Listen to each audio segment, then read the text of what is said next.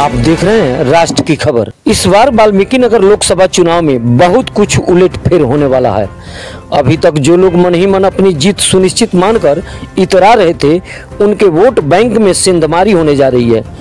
कारण असम राज्य के कोकराझार से दो बार सांसद रह चुके नवा कुमार सरनिया निर्दलीय प्रत्याशी के रूप में वाल्मीकि नगर लोकसभा से चुनाव लड़ने जा रहे हैं। इसकी घोषणा शुक्रवार को बगहा 2 स्थित लक्ष्मी पैलेस परिसर में बिहार प्रदेश गण सुरक्षा पार्टी एवं बिहार प्रदेश अति पिछड़ा आरक्षण बचाओ संघर्ष महामोर्चा के तत्वाधान में प्रेस वार्ता कर पूर्व सांसद सह राष्ट्रीय सलाहकार समिति के चेयरमैन विनोद नायक ने की।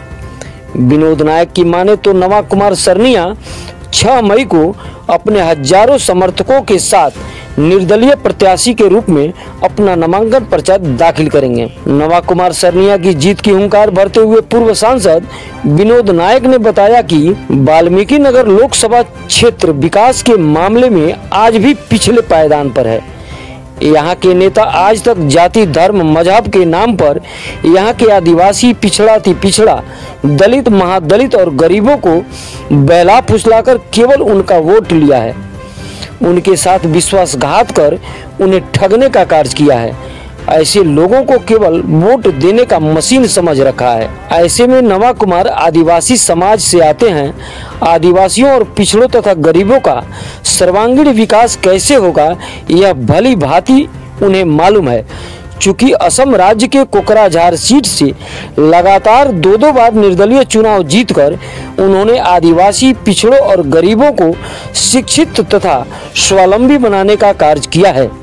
अब की बार यहाँ के आदिवासी पिछड़ा अति पिछड़ा दलित महादलित तथा गरीब जनता गुलबंद होकर अपने समाज के नेता नवा कुमार को अपना मत देकर सांसद बनाने का मूड बना चुके हैं। चूंकि अब वाल्मीकि नगर लोकसभा के समस्त पंचायतों को विकसित तथा मूलभूत सुविधाओं से लैस जो बनाना है। भगवान बुद्ध की, भगवान महावीर की ये जन्मभूमि जो बिहार है, यहाँ पर मैं यहाँ पर जो आया हूँ वो वाल्मीकि नगर लोकसभा सीट पे हमारे नवा कुमार सरनिया जो आदिवासी समाज से है और वो यहाँ पे नामांकन करने वाले हैं। उसका मुख्य उद्देश्य हमारा ये है कि 1914 में पूरे भारत में चंपारण ऐसा क्षेत्र था जो बैकवर्ड था, उसका डेवलपमेंट नहीं हुआ था।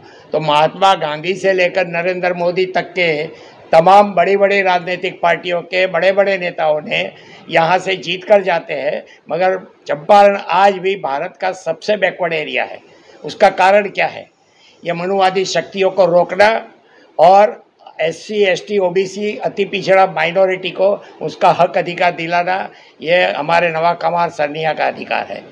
हमारे ये पिछड़े अति पिछड़े दलित समाज के लोगों के अधिकार के लिए उन्होंने ये तय किया है कि मैं वाल्मीकि नगर से नामांकन करूंगा और यहाँ के आदिवासी जिनकी हालत अति कमज़ोर है, उनकी जो हालत है, और यहाँ के लोगों को सही मायने में आर्थिक अधिकार मिले, इसके लिए वो यहाँ पर आ रहे हैं। और आज तक मैं बताना चाहता हूँ कि किसी भी देश की राजनीतिक पार्टी हो, चाहे वो कांग्रेस हो, भाजपा हो, JDU हो, RJD हो, BSP हो, ये तमाम पार्टियों ने सामाजिक न्याय के नाम पर सिर्फ समाज को धोखा दिया है। सामाजिक न्याय जैसी कोई बात नहीं है। आर्थिक अधिकार, आर्थिक न्याय चाहिए, और आर्थिक न्याय की बात आज तक कोई पार्टी नहीं करती है। हमारे सरनिया साहब कहते हैं, सांसद साहब, कि देश की जनता देश की मालिक है। मालिक यानी देश की भूमि के मालिक है। आज भी देश की भूमि पर मुट्ठी भर लोगों का कब्जा है, जबकि डॉक्टर अंबेडकर साहब ने जो लैंड सीलिंग एक्ट कानून 1952 में बनाया था, आज भी उसका इम्प्लीमेंट का कहीं पे नहीं है। तो ये अगर कानून का इम्प्लीमेंट होता है तो देश के हर परिवार, चाहे दलित हो या ब्राह्मण, हिंदू हो या मुसलमान, तमाम लोगों को अगर कम से कम 3 बीघा ज़मीन दे सकते हैं का अधिकार है। उसके लिए उन्होंने जीवन भर संघर्ष किया है। 25 साल आसाम के जंगलों में उन्होंने काम किया है। तब उन्होंने, जनता ने उनको 2 बार 2014 और 2019 में उनको निर्दलीय सांसद बनाया है। ये एक ऐसा नेता है जो पूरे देश के अंदर अति पिछड़ा हर जाति के लिए वो लड़ता है, गरीब के लिए लड़ता है।